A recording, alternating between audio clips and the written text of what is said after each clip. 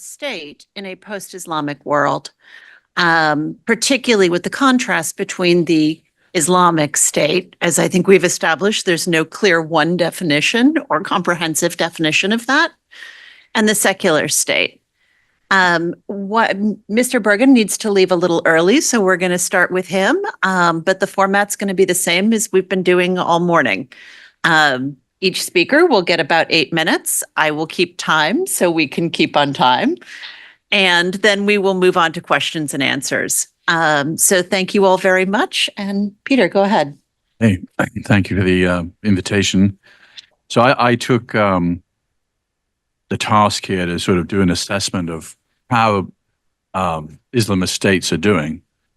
And I think it's sort of a mixed bag. After all, the most important Islamic state in some levels is Saudi Arabia. And Mohammed bin Salman, as well known, is moving Saudi Arabia into a much more secular direction, which has long been a goal of US foreign policy after 9/11.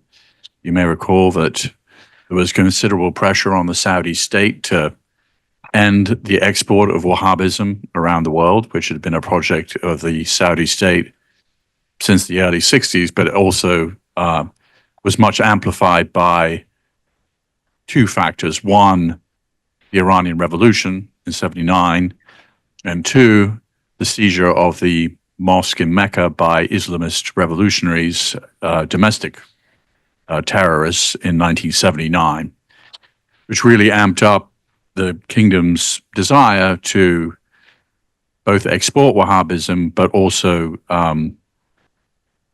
further entrench it in society. As you know, the Saudi monarchy is really a deal with a Wahhabi establishment that started in the 18th century, where the deal was that if Wahhabism was sort of the order of the day from a religious point of view, the clerics would support the monarchy. And that deal worked pretty well until Mohammed bin Salman came along. And Mohammed bin Salman, I think, has basically more or less ended that deal. And a few examples of that. One, he's put on death row Salman al-Auda, who is a well-known Saudi cleric. He's actually quite influential on Osama bin Laden. He had a massive Twitter following. I think he had like 1 million followers, maybe 2 million followers on Twitter. And he's on death row. I mean, and the charges against him, of course, are completely, trumped up and make no sense.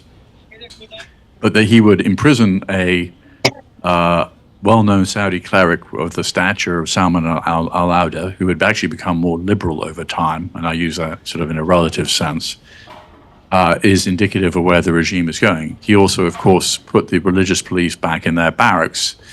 The religious police could arrest people at will for infractions like, not wearing a veil properly or anything that they deemed to be insufficiently Islamic.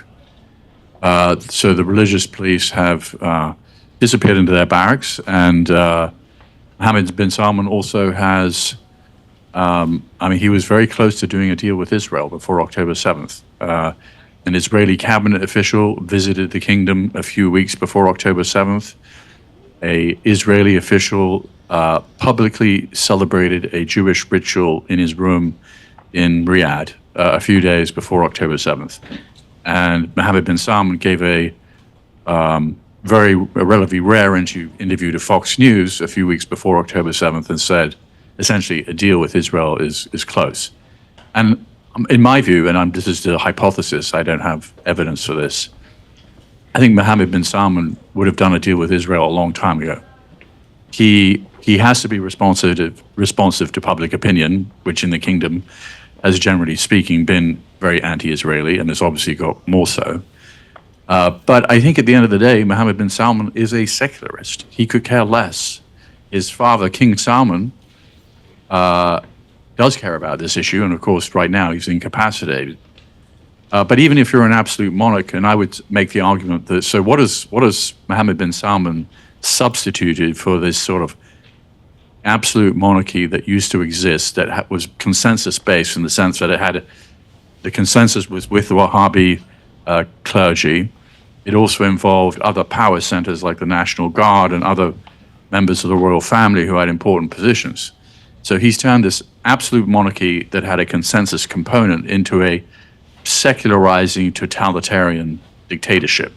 So sort of choose your poison, because as Dr. Hunter was saying earlier, the alternative Islamism is often secularizing dictatorship, as we saw in Egypt with Sisi, who is, in my view, much worse than Mubarak in terms of, his kind of human rights approach and his approach to the Muslim Brotherhood. So in what is arguably one of the most important countries in the Islamic world, the Kingdom of Saudi Arabia, Islamism is being put into the into the background. However, in other countries, obviously we've talked about Afghanistan to some degree earlier today.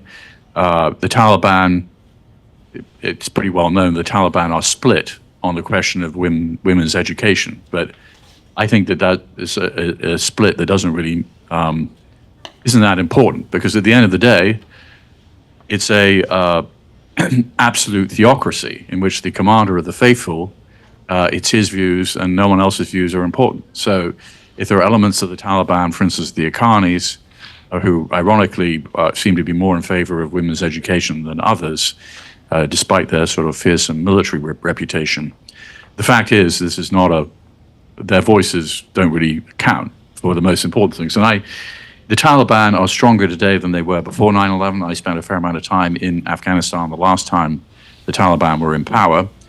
And, they didn't have, there were probably 4 computers in the entire government. They had no capacity to, they were kind of incompetent, and they had the view that, we know what their views are, but they couldn't enforce them in quite the same way. So now today, they have a much more educated population who isn't interested in the Taliban's view of the world, but the Taliban are much better armed. They face no meaningful opposition, unlike they did when pre-9/11, when Ahmad Massoud actually controlled territory inside Afghanistan. He also controlled a land corridor to Tajikistan, which means that he could be resupplied. He also had support from the West, including the United States to some degree. None of that is true of the opposition today. And the United States left, according to the United Nations, $8.5 billion of military equipment behind. That's about the military budget of a small European country, just to give you kind of a sense of how much materiel has been left behind. So, on the one hand, you have the Egypt, which has rolled back Islamism and created an even stronger dictatorship, and you also have the Kingdom of Saudi Arabia. But then you have the Taliban, and then in finishing, right? Go ahead. On the other, the Iran neighboring the Afghanistan is also a theocracy that's doing pretty well, I think. People have been predicting the imminent demise of the theocrats in Iran for almost half a century, and it hasn't happened. And now they have material enough for several fissile. They have enough fissile material for several weapons. They might choose not to go to actually weaponize those weapons because it would put a big target on their backs. But where it counts, the Iranians have the Ayatollahs have all the guns, and they have all the power. I'm not saying they'll be there forever, but if you look at their proxies in other countries, the Houthis now control much of Yemen, including the capital and the largest port, and they're very well armed. And they went from a ragtag militia group of really no real strength to precisely what one of Mohammed bin Salman's war aims in Yemen was to, not to kind of get this Iranian proxy to sort of basically disappear. Well, that Iranian proxy today is much, much stronger than it was when he authorized the invasion of neighboring Yemen. Lebanon, obviously, the Hezbollah continues to be the most powerful military force in Lebanon. Obviously, they've had recent attacks by Israel, which may have diminished their hold, but they're still stronger than the Lebanese military. So, if you're zooming out from all these different countries and saying, how is Islamism faring? I would say, it kind of depends. In some places, it's pretty strong and continues to be. In other places, it isn't. But what's replaced it in those other places typically has been a kind of secular form of dictatorship. Thank you, Mr. Bergen.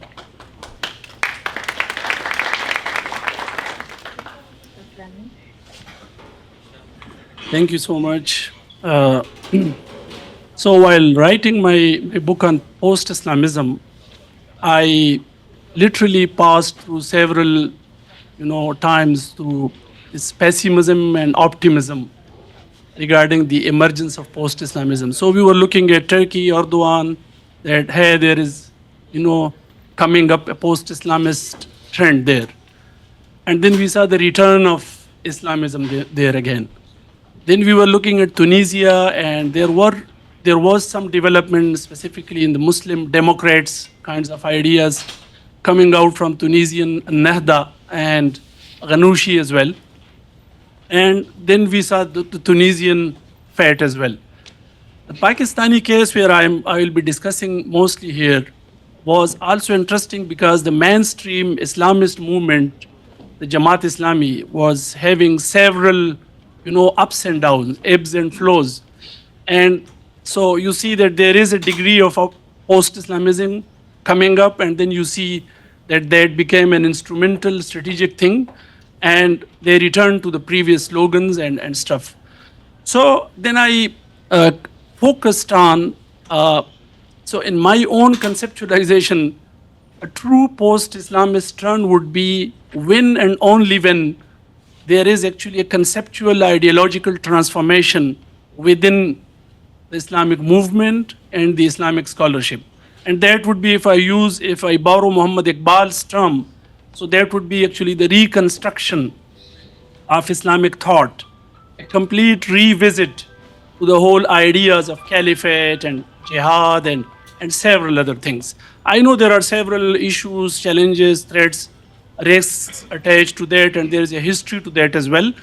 But in my own understanding, unless there is a new knowledge produced on these key core concepts on which actually the whole project of Islamism is based, there cannot be the inauguration of a post-Islamist trend or a post-Islamist popular social movement. Why is it not happening? I think there is an anti-intellectual persecution in all Muslim societies. And I'm a scholar, I'm a student of social sciences. For the last 8 months, I am driving Uber. So last night I was driving till 2 a.m. That's why you can see I am still like half asleep. I mean, in this city, I can show you several Pakistani scholars working at 7-Eleven. There is a great scholar, Ghamidi, sitting in Dallas. There are scholars from Iran, from Turkey, from all. Mustafa Kul is just sitting here, maybe 2-3 plazas here away from this place. I think this persecution, which is somewhere by the state, like in Saudi Arabia maybe, and Iran and some countries. In other countries like Pakistan, it is more societal, which is more lethal than actually even the state persecution. So you can't have new knowledge. I mean, whoever is producing new knowledge, he is either killed or expelled from the country or sent to prison.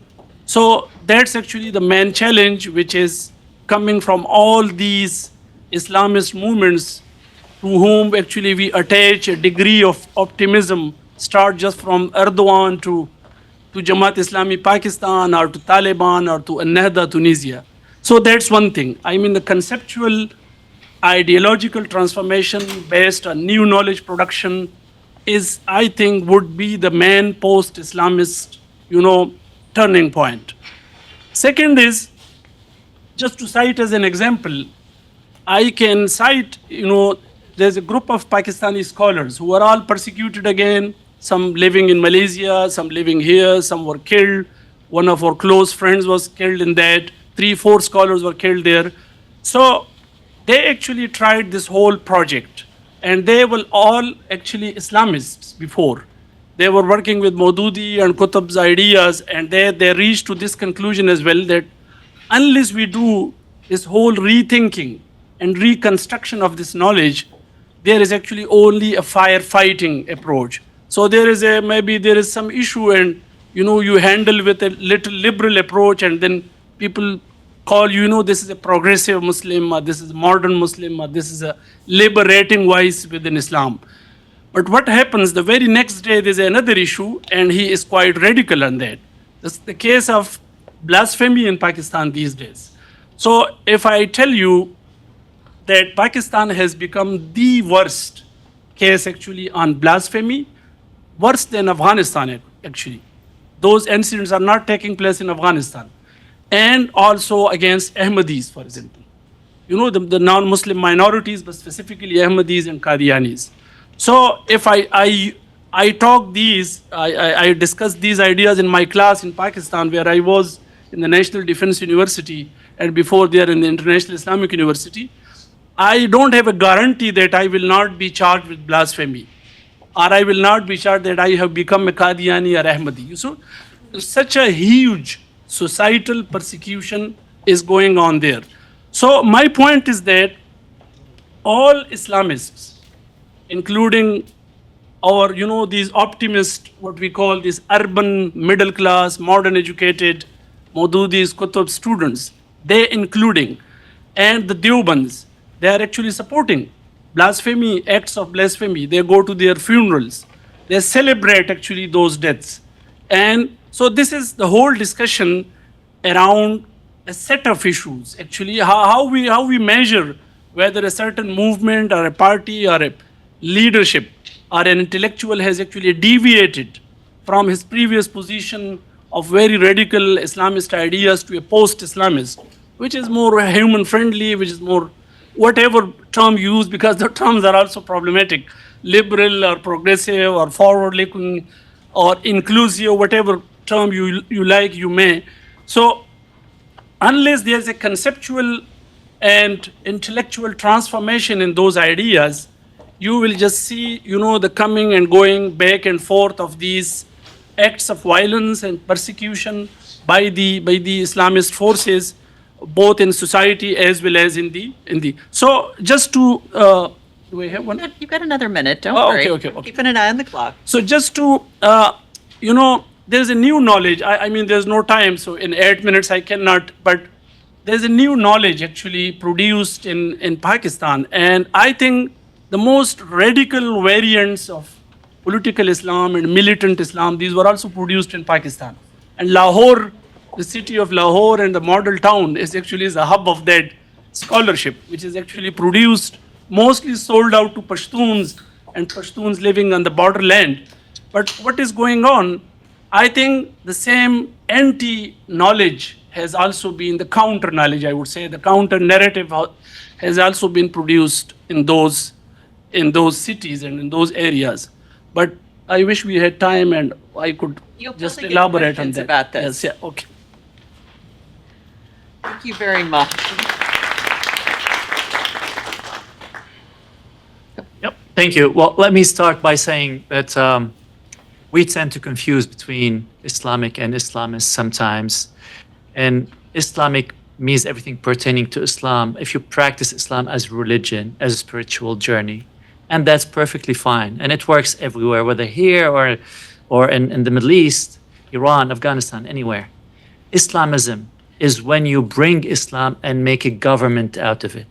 When Islam becomes the code for your social engineering, for your politics, for your economy, for your everything. This is where we disagree with Islamism. Had the Islamists been saying, okay, look, we'll just practice religion and government is government, would be okay with it. But Islamists want to keep everything that's Western out of the sphere of Islam. And this contradicts everything that this world order is built on, which is mainly the universality of the thought of European Enlightenment. Life, liberty, pursuit of happiness, freedom. All these ideas that the West picked up from other places. Granted, the West did not invent these. but the West, over the past 500 years, maybe perfected them. So all these ideas, the Declaration of Human Rights, liberty, freedom, all of these ideas are considered to be Western. And Islamists consider these ideas not to be as worthy as the Islamist ideas, the Islamist governments. So this is where we disagree. Now, of course, all of us pay attention to Iran's Ali Khamenei or to Lebanon's Hassan Nasrallah or all to these guys only when they say stuff about nuclear, about Israel, about the US. We tend to pay attention. We do not pay attention when they talk about the social sphere. And I tend to do that. And during this past Ashura, for those who know what Ashura is, Nasrallah was clearly lecturing that we don't disagree with the West over politics only. We disagree over society. And he went on saying that in the United States, there's no society and there are no families and kids and parents don't like one another. Of course, all of this is out of his imagination, but that's how he imagines the West. And the same thing applies to Khamenei, who was saying the West is degenerate. So this is the point. They're trying to prove that the West is degenerate, and they often take a specific case, in this case, the argument we're having in this country over gendering or misgendering people and who's what and when. They take one case and they prove that this is degenerate. And then they say, our code, Islamism, is divine and it is superior to the Western idea. And then all of the Western system must be rooted out. And this takes out everything, including human rights, women's rights, election, democracy, liberty, government, you name it. And when they do this, they become just like the other autocrats of the world, whether it's Vladimir Putin or Xi. And these guys are saying the same thing, but they're not highlighting religion, or maybe they are. And this takes us to the known concept, which is cultural relativism. And this means that, okay, well, maybe if you're in Saudi Arabia, you can be not Democrat. You cannot enjoy liberty. If you're a woman in Iraq, then maybe you don't have enough liberty or freedom as a woman in France or Sweden. And this is the idea that they're putting out. The reason that they put out this idea is to get to the bottom line that democracy and liberty does not apply to us, just like gendering and LGBTQ does not apply to us. The biggest issue that Qatar had when it hosted the World Cup of soccer was over whether LGBTQ could express themselves, whether as the players carrying the armband of a captain or as a flag in the stadium. So it starts social and it goes all the way to political. And political is where we start having the clash with these guys. What's happened now, this is theory, what's happened in practice was that Saudi Arabia and the UAE got really burnt when 15 Saudis and 2 Emiratis were among the 9/11 hijackers and bombers. And since then, these 2 countries have been on a mission to uproot Islamism, not Islam, Islamism from their society. And like Peter said, they've managed to a great extent. Now, just one footnote here. Wahhabism and the Muslim Brotherhood are 2 different creeds. The Muslim Brotherhood thinks that a government should be based on the Islamic concept of shura, consultation. Wahhabism does not believe in that. Wahhabism thinks that you pledge your allegiance to the tribal leader. And this clash was one of the main fault lines. In Qatar itself, in 1996, when the emir toppled his dad, Wahhabism didn't take his side. He had to rely on the Muslim Brotherhood. And this became the fault line between him and mainly Saudi Arabia. Now, of course, after Saudi Arabia started ejecting Wahhabis, where did they go? Qatar, of course. Now, both of them are coexisting in Qatar, but I'm not sure that they have the same idea or they're pushing in the same direction. It doesn't matter. There's one person who's in charge who can get all of these under his wing. So it's good to see that countries like Saudi Arabia and the UAE liberating in terms of society or money, because Islamic banking is a big thing for the Islamist thinking. The markets, they're technically driving toward liberalism on everything except for the politics and the political system. Now, is this right? Is this wrong? Are they doing it very fast? Are they doing it slow? I'll let the jury still out, so we can't tell.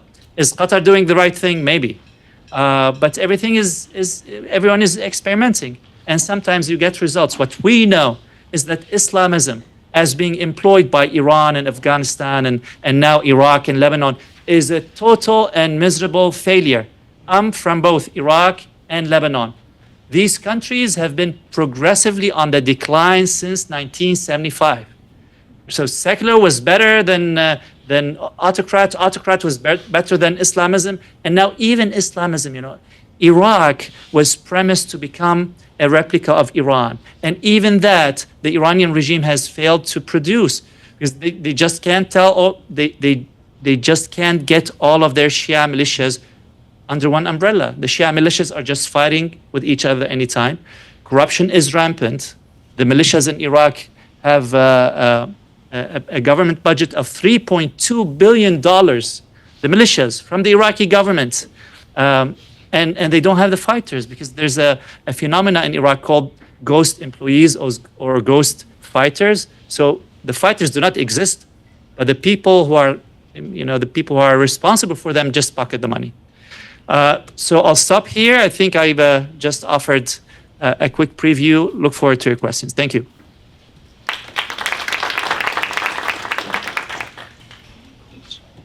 Now, I know we're going to have questions from the audience after this, but I'm going to go ahead and claim some moderator privilege and throw one at you three right now.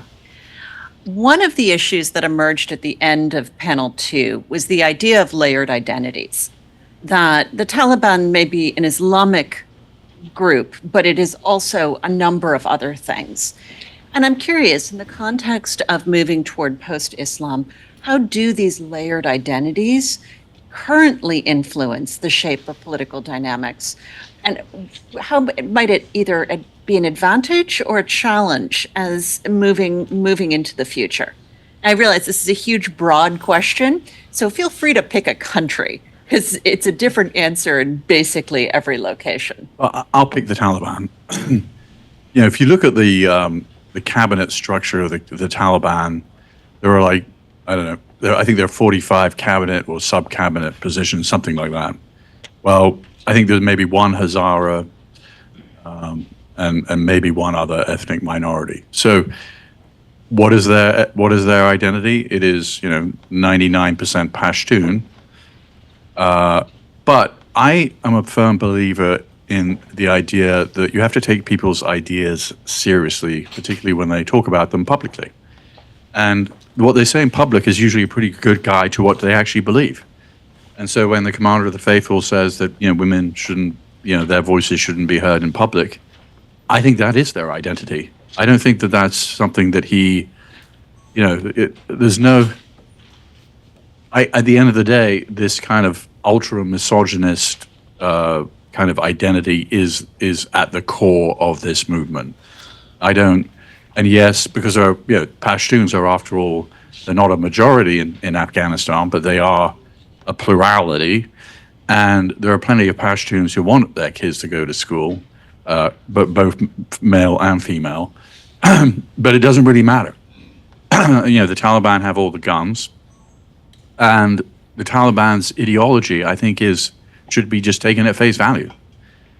Which is, the commander of the faithful, by the way, is a very interesting construction because it suggests that I'm not just the leader of Muslims in this country, I'm actually the leader of Muslims everywhere. It's a fairly hubristic claim, but it's not the first commander of the faithful they've had. And so I don't think you can discount the fundamentally religious nature of the Taliban's view of the world, which may be misguided, but it is what they believe. Say the Taliban are also a very pragmatic force, So I just cite 3 examples of the same Taliban. I mean the Deobandi lot. They are Deobandis basically. So Deobandis in India, they would be struggling for a secular India. At least they promote a secular India. They say that this will actually, secularism in India will ensure the rights of minorities and the Muslims there. Deobandis in Pakistan, you will see the same group, same ideology, the same Hanafi sect. They would be promoting more, political agenda and Sharia to some extent, but within the normal politics, in Pakistani politics. So they will make alliances with the most secular parties in Pakistan. They will come in power, they will sit in a position and everything. In Afghanistan, the same Deobandis you will see having guns and, the mixture of this tribalism as well as the Deobandi identity, Taliban identity. So these three are very interesting cases. In the same region, you see different faces, different approaches, from more violent to more secular, I would say. But the problem is actually somewhere else. And that is, again, the whole ideological structure of that. Yeah. Well, I'll say that I grew up in a house that's binational, and both my parents are Shia, and both are Sayyids, for those who know what Sayyid is. So they technically found one another as cousins, but amazingly, they're just worlds apart. Even though they're both Shia and come from the same Jafari school, and they even practice Shiism in different ways.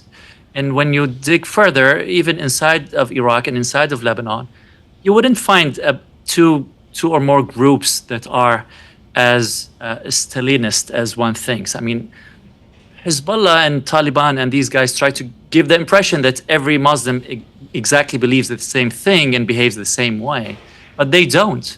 And as we speak right now, there has been a clash over the past 2 decades between the Wilayat Faqih of Iran and the Sistani school, which, they say, okay, we are religious clerics, but we don't have to lead the nation, and not everyone has to be after our subject.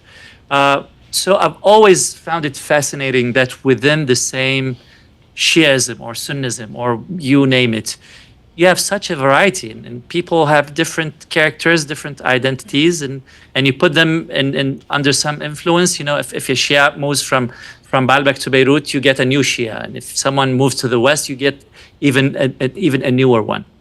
I'm going to open it to the audience because we don't have that much time, and I want to make sure everyone's questions get answered. Thank you very much for this wonderful discussion. I just would like to pose a question to all of you from the international security angle. So what do you think about the Taliban's future in terms of international and regional security? During the US peace talk with the Taliban, this was the narrative that they are a local movement, much more tribalist, and they don't have any international global agenda. But there is a counter-argument that once they come to power and consolidate their power, they will pose international security threat and will support Islamism around the world. So what do you think about their future once they consolidate their power in the country? Thank you. Once again, people let's do it one at a time this time. Can you introduce yourselves also before you ask your question? And I'm Abbas Farasu from La Trobe University in Australia. Thank you. I think partially you answered the question. So if the Afghan land is actually not used by any transnational terrorists and militants, I don't think there is going to be any intervention by any regional or international forces. So recently, Pakistani military attacked some of, places there, and there were targeted attacks. And one reason was that the blame is that, the charge is that actually Pakistani Taliban are being hosted there in Kabul and other places. I think unless the land is used for or by the transnational elements, I don't think there is any threat to them. I would add, every quarter the UN releases a report that often addresses Afghanistan. This is the UN. It's based on reporting from every member state, so it's not. It's a pretty good piece of work. And the UN says that the 20 terrorist organizations you mentioned, the Pakistani Taliban's headquartered in Afghanistan, which is sort of ironic, given the history of Pakistan with the Taliban. And, you know, when you look at the Moscow attack in the Crocus Music Hall, which was carried out by Tajiks, who are part of ISIS-K, now, were those Tajiks trained in Afghanistan? I don't know. But certainly there's ISIS-K is an Afghan organization or is based in Afghanistan. And so I think just by the law, I believe that there will be attacks that come out of Afghanistan. The Taliban probably don't want that. You know, Saif al-Adil, who's the new leader of al-Qaeda, he's been part of al-Qaeda for decades. He hasn't really been publicly announced because it would be embarrassing. I think he's commuting between Iran and Afghanistan. The Taliban don't want him to publicly announce the fact that he's now leading al-Qaeda because he's living in part in Afghanistan. But the fact that Ayman al-Zawahiri was killed by a CIA drone strike in downtown Kabul, living in the house of a Haqqani, you know, with the knowledge of senior leaders of the Taliban speaks for itself. So I think you're right in the sense that if something can't be directly traced back to Afghanistan, the Taliban are okay. But if something can be traced back, I think then everything changes. And the Taliban, I think, are not, they're very powerful right now, but sort of embedded in their own DNA is they're going to make some major mistakes. And I think they're going to make the same mistake they made last time, which is they're going to allow these groups to function. They themselves have the Taliban is not going to conduct suicide attacks in the West. But they're going to allow these groups to do something, and that will change the dynamics around all this. Just quickly. I remember, I think, French or German journalists asking a Syrian refugee, why are you here? And he said that we are here because you are there. So their headquarters is there because their headquarters used to be here in Pakistan. It's a reciprocation, actually. Hi, this is Umar Sadar from University of Pittsburgh. I have a question for Hussain, and I was waiting for the point that the contention between Islamism and the West is not just over politics, but it's deeply rooted in the values that you mentioned. Now, I want to push you on that point, and if you can tell us how post-Islamism will address this challenge, and if they have the capacity in terms of both ideational and intellectual capacity or otherwise, to resolve these very, very deep value disputes that we have over, this is about gender, that's about family values, it's about liberalism, freedom of speech, and so on and so forth. So since morning we have discussed all of these issues, but I was waiting to hear how Islamism, post-Islamism will address this. If yes, how? That's a great question. And I think what the Islamists have been doing is that they're trying to enmesh themselves with the global South. And they're trying to say, okay, we're not the only ones who are against the Western civilization. These other people, other civilizations are also opposed to it. Now, I think that they always do this in a Western way. So, for example, 5 days ago, there was a symposium at Georgetown, Qatar, in which, you know, we had a list of people who were talking about the global South, praising the global South, and saying how these ideas of the West do not apply to us, and of course all the settler colonialism and indigenous stuff. So they're trying, and most of the time they look at this not as national but as cross-national, and they start making common cause with people in this country, with other Westerners. So there's no really clear cut for this, but they're just taking one side, saying, okay, we're with the global South, no unipolar power, multipolar world, and so on and so forth. By the way, just to add to for the Chinese, I just learned this. For the Chinese, multipolar sounds great, right? I mean, but for the Chinese, it's really a code word for like getting the United States out of the way. And themselves replaced. And replacing. Good afternoon. My name is Sami Mahdi. I'm from Almu TV. I'm from Afghanistan. My question is to Hussain again. It's a very important point that you made that Taliban and other Islamist groups are trying to say that Muslims think and behave the same, while there is a lot of diversity among Muslims. But don't you think that on the other side, anti-Muslim, anti-Islamist groups are also trying to say that all Islamist groups act the same way, while Taliban are very different from Hezbollah, right? While Daesh is very different from Brotherhood and others.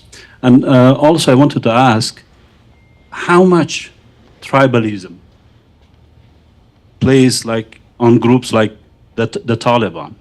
Are the Taliban doing this because of their Islamism or the tribal values that they have? Thank you.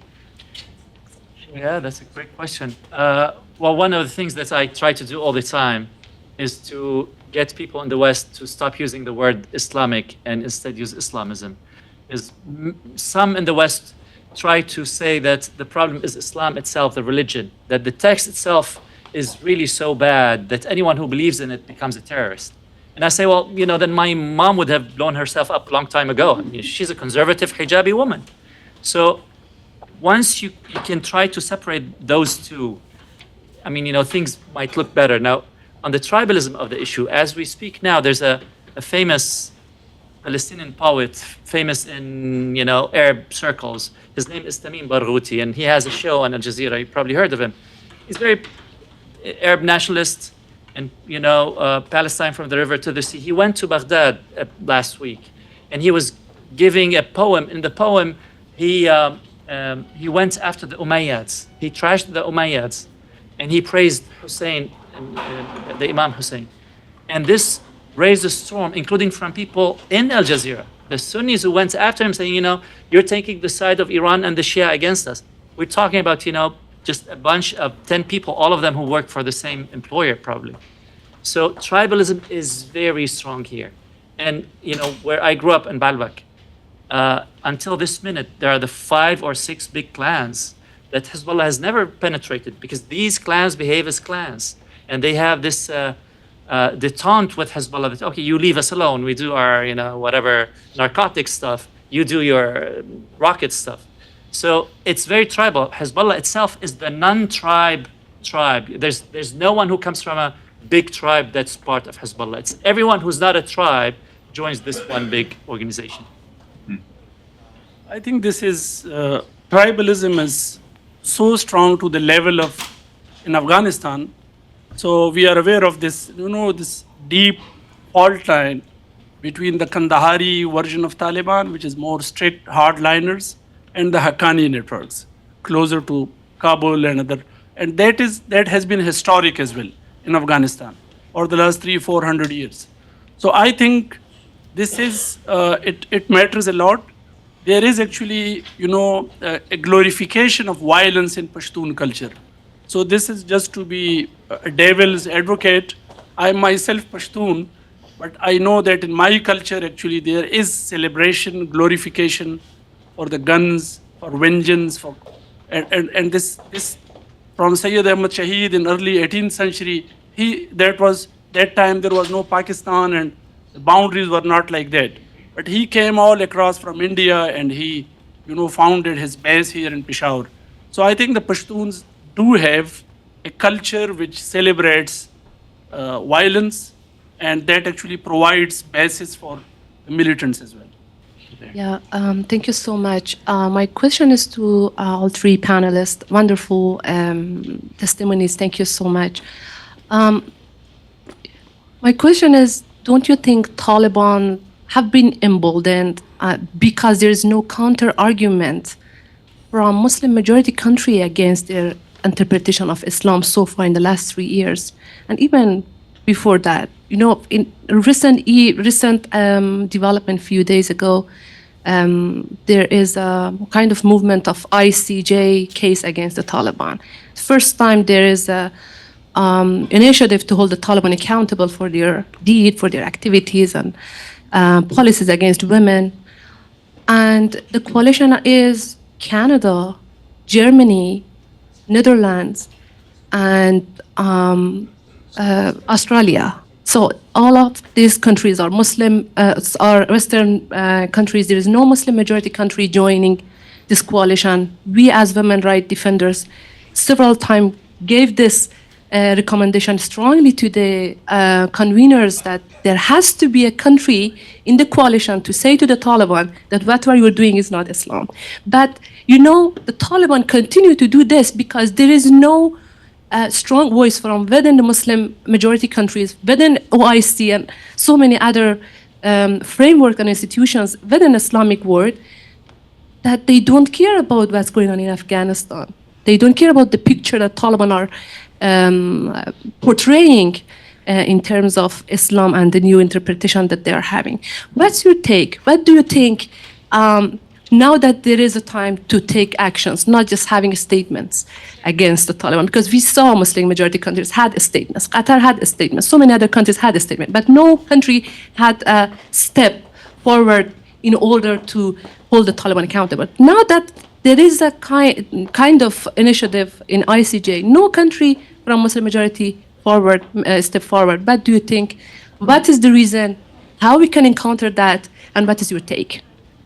I think it's a good question. Before 9/11, there were three countries that recognized the Taliban: UAE, Saudi, and Pakistan. Now, none of those countries have recognized the Taliban. No country has recognized the Taliban, although a number of countries are having de facto diplomatic relations with the Taliban, like Iran and China. But I think it's a very good point. I mean, why is it that no Muslim country might join an ICJ case against the Taliban? I think it's what do you think? Morocco did just today. Oh, Morocco did. Okay, well, so. Just today. I mean, even if I'm just thinking, if Pakistan would be advising Taliban, what they would be advising, I mean. So they have the worst blasphemy laws in our country. They have the worst anti-Ahmadi treatment in our own country. They have certain stereotypes about Christians and non-Muslims and Jews. So that's the knowledge which Taliban already have. They don't need it from us. Secondly, I think it's not, I think the advisory thing which will come in from Muslim societies that will compel them. That is actually the pressure of the market. The market, believe me, the market will actually have its presence felt there. And once the market pressurizes the government for jobs and employment and education and health and everything, it will take some time. Then they will have to revise everything, at least strategically. Well, quickly, I would blame the West, especially Washington, for being inconsistent and unpredictable. And that's what makes other governments not take risk and pick fights. A quick example is the war that Washington started on the Houthis in December and put together a coalition. And we knocked on the doors of Saudi Arabia and the UAE. And we said, these are your enemies, come join. And they said, thanks, but no thanks, we're not joining. And at the time, I vividly remember, I talked to friends over there. They said, look, they will change their minds. And lo and behold, 2 months into the war, Americans were trying to reach out to Houthis through Oman and the Iranians. And the Saudis and the Emiratis were proven right. So the point is, for these people to pick fights, they have to know that the great powers are consistent and reliable. If they can't feel that, they will not pick fights that are not within their interest to pick. I mean, this is really very important, what you just said. I was sitting in my office, that is the Iqbal International Institute for Research and Dialogue. That is based in Islamabad, the think tank. I was the executive director of that. And for 7 years, we were doing de-radicalization programs. And I was sitting there thinking, in the same office, there used to be sitting the teacher of Osama bin Laden, Abdul-Hussain, producing knowledge for radicalization and militancy. And we were doing the de-radicalization. So I mean, the funding was coming that time from Ziaul Haq's regime, again coming from the US and Washington, and these think tanks, and University of Nebraska, and working all together. People of the book, Ahle Kitab against USSR. And now I, as a scholar, student, sitting there producing a counter knowledge to that knowledge which was produced, and funding coming from Higher Education Commission, which is funded by the World Bank and the Washington-based think tanks. So, I mean, it's a great question. Let's do it. Just quickly, we talked about the diversity within the Muslims community, or, I mean, even that term is not accurate. But in terms of practices, beliefs, values, there's a lot of differences, which is somehow relatively well known within the Muslim society. Like, we as Muslims, we know that we're different. This group does not represent us. That group does not represent us. There's somehow it's well understood, but it's not understood by the West, especially, like, I'm talking about average American, because this is where I'm from. They don't understand the differences, and that's why when these groups kind of hijack and capture the imagination of the rest of the world, what a Muslim is, which is whether it's the Taliban or other groups, that is what we hear. That is what represents. And I always wondered why these groups get to basically formulate the narrative of what a Muslim should be or is, but not the other sides of not the other aspects of it. Why they get to have this sort of platform, whether using violence or whatever means they have, and kind of describe what, but not the others that are, let's say, more moderate. Can we get the other? I just have a question with regard to Islamism in the West. One of the things that the Emiratis were talking about a few years ago is that a lot of the radicalism that was experienced, in the Middle East and so forth, would end up in the West. We've seen a lot of unrest, particularly since October 7th.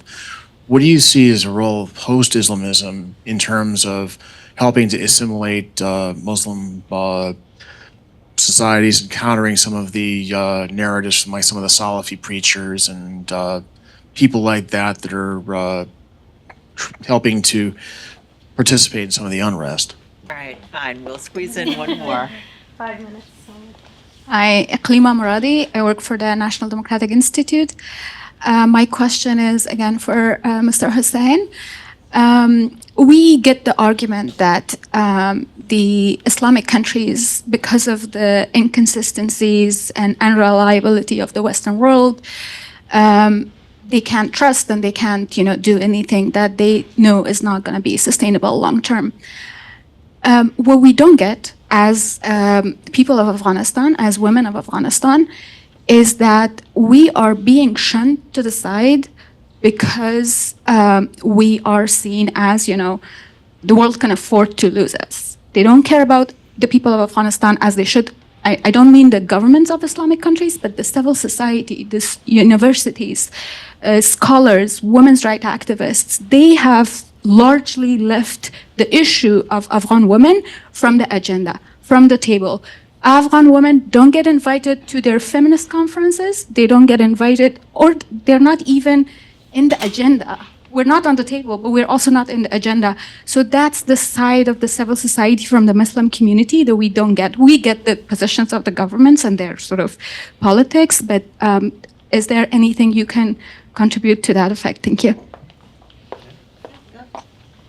This is the last one, so use it to wrap. Okay, so well. they're basically similar questions along similar lines. What you see in the West, mainly in academic circles, is that they have an imagined image of the indigenous native population. And this image is monolithic. And they don't see us as people with diverse opinions or people with agency. So we're monolithic and we're victims. So where I grew up, everyone wanted to be Western. And I know people related to me, young women related to me, who are hijabi and observant and everything, but they wanted their husbands to get to know them before they get married. They wanted a ring and a knee. And they're observing Muslim women. So what you see in the West is that they have this fetish of an imaginary, monolithic, native with a hijab, and you eat za'atar and oil every morning, and that's your favorite food forever. And it's really, it's a caricaturish image. And if you watch the protests, university protests for Palestine, you will get that. And the issue is that Muslim Americans and Arab Americans are not helping because they're also alien most of them grew up here, and they have an imagination of a homeland that does not exist. I grew up in the homeland, my kids didn't, so they start having a different idea. So the academic circles over here have this romantic idea where we all wear hijab and sit and pray and everything will be great. The UAE issue is that every text you can interpret in several ways, especially religious texts. And if you go to the Emirati curriculum, you will find that the same text that 20 years ago was interpreted as we should kill the Jews, the same text is now highlighting our friendship with Samuel, who was a Jewish poet, and the constitution of Medina between the Prophet and the Jews, the three Jewish tribes. So every text, whether Christian text or Jewish text or Muslim, you can get what you want out of it. So the Emiratis are highlighting the good part, and they're pushing it, and they're pressing the other part. And I think, to my knowledge, this is how they're going in the opposite direction of Islamism. Most Islamists, once they are labeled, if any, I don't think they can live there in Muslim societies. So they will have to migrate to either European countries or to North America, and they will be sitting here. And I think they should be engaged in discussions and both in research as well as in public discourse as well. And I think they are sidelined here as well. So I don't see them much interactive in the public discourse.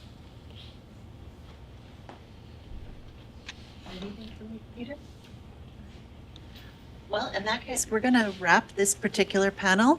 Can you all please show your appreciation for our